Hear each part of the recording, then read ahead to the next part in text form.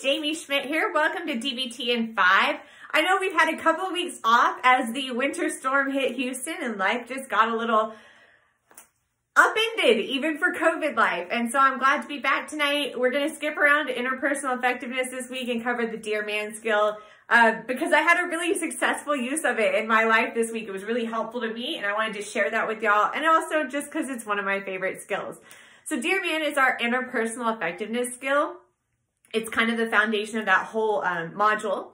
And what it is a formula for asking or saying no to any request. And it's almost like a persuasive essay that you would learn in an English class. But for me personally, I struggled with like what is okay to ask and having my own voice. I came from a childhood where like you weren't allowed to have opinions.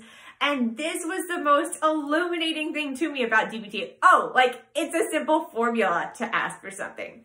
So here it is. Dear is the how you go about it. 4 letters, 4 steps. The D stands for describe the facts. So you want to set the mood for what it is that you're asking. Give information. Give a little backstory.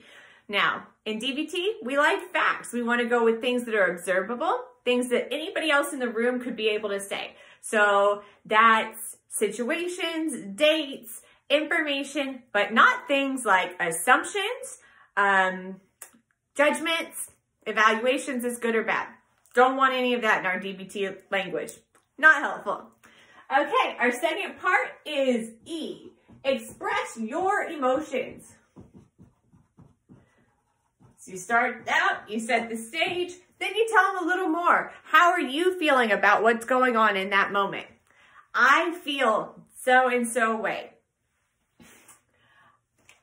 You want to use I feel statements, not I felt statements. And you want to go with accurate expression. You don't want to self-invalidate. So after that, you move on to your A. A is assert your needs or ask. So this is where you put your meat of your question, right? The thing you started out knowing. Really simple. Can you do so-and-so for me? And you finish it off with an R reinforcer. And this is anything that's likely to get the person to do what you want.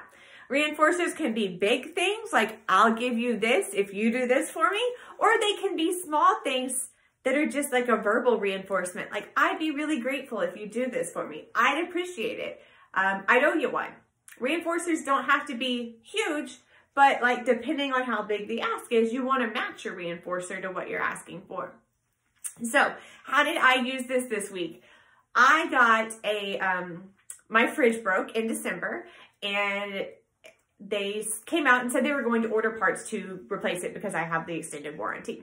And 2.5 months later, I got an email stating, like, we can't get the parts and we are issuing you a payment of such and such money.